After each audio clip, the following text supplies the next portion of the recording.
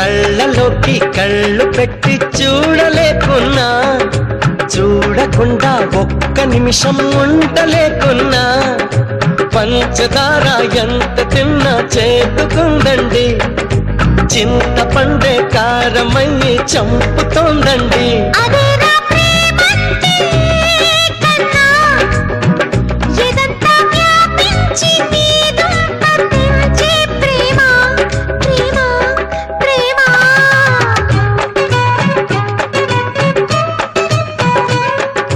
కళ్ళలోకి కళ్ళు పెట్టి చూడలేకున్నా, చూడకుండా ఒక్క నిమిషం ఉండలేకున్నా.